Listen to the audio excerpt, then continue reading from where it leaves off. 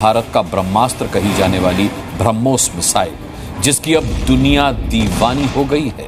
पलक झपकते ही टारगेट को खाक करने का मादा रखने वाली इस मिसाइल को लेने के लिए मुस्लिम मुल्कों में होड़ मची हुई है। ब्रह्मोस के अरब देशों वाले खरीदारों की लाइन बढ़ती जा रही है और इसी से खलीफा एर्दोआन और शहबाज की टेंशन भी सातवें आसमान पर पहुंच गई है। शेख नहयान बिन जायद अल नहयान, इन्होंने ही नेवडेक्स का इनॉग्रेशन भी किया है। इस नेवडेक्स के अंदर लगभग 1560 एग्जीबिटर्स हैं, 65 अलग अलग कंट्रीज से अलग अलग हथियार लेके आएंगे। ये सबसे पहले जाते हैं ब्रह्मोस को देखने कि ब्रह्मोस कहां है और ब्रह्मोस कितना बेहतर है, क्योंकि यूएई के अंदर लगातार बातचीत चल रही है भारत के ब्रह्मोस को लेने की। जैसे गाजा में जंग, यूक्रेन में जंग या कोई फड्डा पड़ जाए, और इसलिए लोग समझते हैं कि अगर इंडिया के साथ ताल्लुकात ज्यादा अच्छे हों, इंडिया मैन्युफैक्चरिंग में आगे जा रहा है, अपने वेपन्स भी बना रहा है, जहाज भी बना रहा है, सबमरीन्स भी बना रहा है, तो हो सकता है कि वो एक गारंटी हो in times of political geopolitical turbulence, वो एक ऐसा मुल्क हो जिससे हमारी सप्लाई चेन सिक्योर रहे। क्यों दुनिया हमें छोड़ गई? पहले हम कहते थे जी वो नहीं जी नहीं, इनके करीब नहीं जाना जी, ये हिंदू हैं। अब बताएं मुझे क्या लेंस है अरब वर्ल्ड का, कि अरब वर्ल्ड हर जो मुस्लिम मुल्क हैं वो इंडिया को किस लेंस से देख रहे हैं? इट मींस कि हमने माजी में जो सारे का सारा प्योर लेंस था देखने का, वही उन्होंने चेंज कर दिया। सो जो फ्रेमवर्क हमने लगाया हुआ था, जो फ्रेमवर्क हमने अरब वर्ल्ड के आगे रखा हुआ था, उस फ्रेमवर्क को उन्होंने उखाड़ के पीछे रख दिया। दोस्तों, ब्रह्मोस का कोई तोड़ नहीं है, पूरी दुनिया जानती है, पाकिस्तान की और चीन की फटती है इससे। अब देखिए कितनी मजेदार बात यह है कि जो मुस्लिम मुल्क जिनको पाकिस्तानियों ने ये कह रखा था कि हिंदुओं से दूर रहना, इनके पास मत जाना, वो सारे इनको छोड़ के भारतीयों के पास आ गए हैं, वो सारे भारत के शरण में आ गए हैं। वो ये कह रहे हैं कि भैया हमें आप ही का साथ चाहिए। हर चीज वो आज भारत के साथ करने को तैयार हैं, हर एग्रीमेंट वो भारत के साथ करने को तैयार है और खूब पैसा लगाने को भी तैयार है।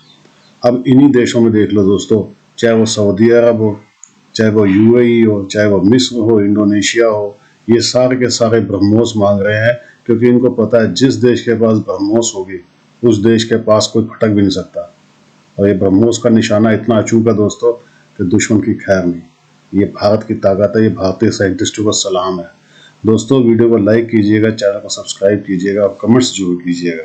Thank you very much. अरब देशों में भारत की ब्रह्मोस मिसाइल की डिमांड तेजी से बढ़ती जा रही है, क्योंकि मिडिल ईस्ट में ब्रह्मोस हिट हो चुकी हैं। इसके पीछे है इसकी ताकत। ये वो मिसाइल है जिसके काट अब तक कोई दुश्मन देश बना नहीं पाया है। नेवडेक्स, जो कि यूएई के अबू धाबी के अंदर अभी चल रहा एक नेवल डिफेंस एग्जीबिशन है। शेख नहयान बिन जायद अल नहयान, इन्होंने ही नेवडेक्स का इनॉग्रेशन भी किया है। इस नेवडेक्स के अंदर लगभग 1560 एग्जीबिटर्स हैं, 65 अलग अलग कंट्रीज से अलग अलग हथियार लेके आएंगे। ये सबसे पहले जाते हैं ब्रह्मोस को देखने कि ब्रह्मोस कहां है और ब्रह्मोस कितना बेहतर है, क्योंकि यूएई के अंदर लगातार बातचीत चल रही है भारत के ब्रह्मोस को लेने की। इवन न केवल यूएई के अंदर बल्कि ग्लोबल लेवल पे 10 से ज्यादा देश जो हैं वो मांग कर रहे हैं ब्रह्मोस और भारत के एयर डिफेंस सिस्टम आकाश की। आप क्लियरली यहां पर देख सकते हो, UAE, Saudi Arabia, Egypt Bharat के ब्रह्मोस को लेना चाहते हैं। यहाँ पे यूएई और सऊदी अरेबिया ने तो क्लियर कहा है कि हम लैंड बेस्ड वेरिएंट के अंदर इंटरेस्टेड है। सर, कतर के अमीर जो हैं वो भारत पहुंचे हैं, मोदी जी ने जाके उनको एयरपोर्ट से रिसीव किया।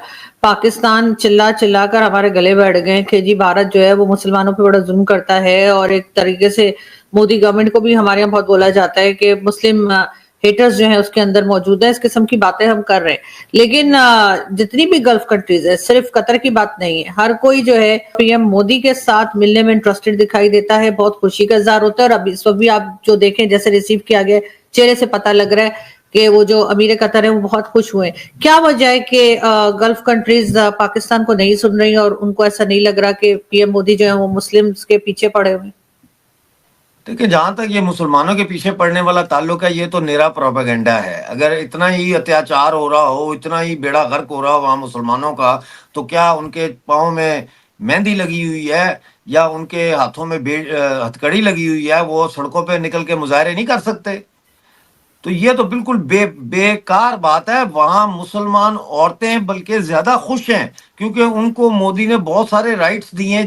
یہ جو قطر والی آپ بات کر رہی ہیں کہ ان کے چہرے پہ بڑی مسکان تھی اور وہ بڑے ہیپی تھے اور دنیا میں مودی صاحب کو بڑا رسید کیا جا رہا ہے ایکسیٹرا ایکسیٹرا. دیکھیے آج کا وقت جو ہے یہ گلوبلائزیشن کو لگا ہے ریورس گیئر. اس وقت ساری اکانومیز پروٹیکشنسٹ ہو رہی ہیں، اپنے منڈیوں کو بچانے کے چکر میں ہیں اور اپنے جو ضیاع ہو رہا ہے پیسے کا آج تک جو ہوتا رہا ہے in the name of humanitarian aid, in the name of security and all that, اس کو کنٹرول کر رہے ہیں. تو اس کی وجہ سے جیسے غزہ میں جنگ، یوکرین میں جنگ یا کوئی پھڈا پڑ جائے، اور اس لیے لوگ سمجھتے ہیں کہ اگر انڈیا کے ساتھ تعلقات زیادہ اچھے ہوں، انڈیا مینوفیکچرنگ میں آگے جا رہا ہے، اپنے ویپنز بھی بنا رہا ہے، جہاز بھی بنا رہا ہے، سبمرینز بھی بنا رہا ہے، تو ہو سکتا ہے کہ وہ ایک گارنٹی ہو in times of political geopolitical turbulence, وہ ایک ایسا ملک ہو جس سے ہماری سپلائی چین سیکیور رہے.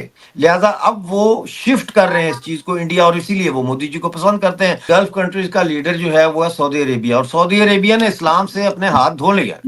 وہ اب کہہ رہے ہیں کہ بھائی ہم اب اسلام کا ٹھیکہ ہم نے نہیں لیا ہوا، ہم نے اپنی کنٹری کو ماڈرنائز کرنا ہے. کراؤن پرنس جو ہے سلمان، محمد بن سلمان MBS جن کو کہتے ہیں، وہ سعودی عربیہ کو ماڈرنائز کر رہے ہیں. نہ صرف لوگوں کی نظر تو پڑتی ہے نا، نائٹ کلب کھل رہے ہیں جی، دارو بک رہی ہے یا اور چیزوں پہ پڑتی ہے نظر، لیکن اصل میں وہ انویسٹمنٹ لے کے آ رہے ہیں، وہ مینوفیکچرنگ چاہتے ہیں کہ شروع ہو سعودی عربیہ میں.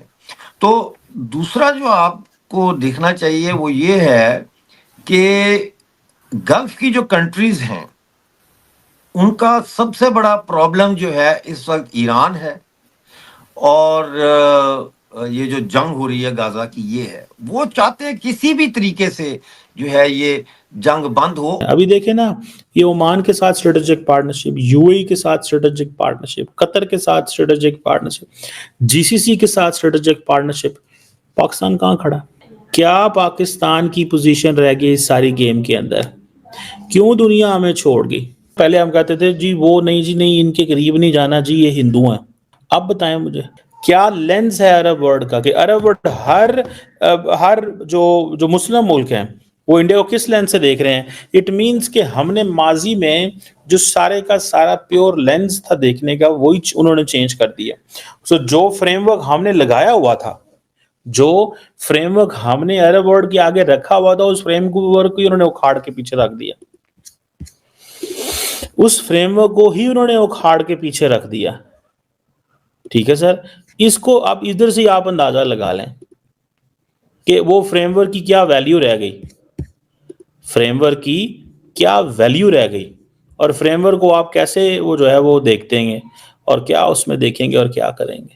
مجھے ایسے لگتا ہے کہ over the period of time یہ جو عرب ورلڈ نے ریئلائز کر لیا، عرب ورلڈ نے ریئلائز کر لیا کہ بھائی ہمیں ہر قیمت کے اوپر مذہب، نظریات، آئیڈیالوجی کی بنیاد کے بیانڈ ہو کے چلنا ہے. لیکن اگر آپ انڈیا کے حوالے سے دیکھیں تو India is thinking from an ideological lens. Indian leadership کی جو فورن پالیسی ہے that is on ideological lens ہے.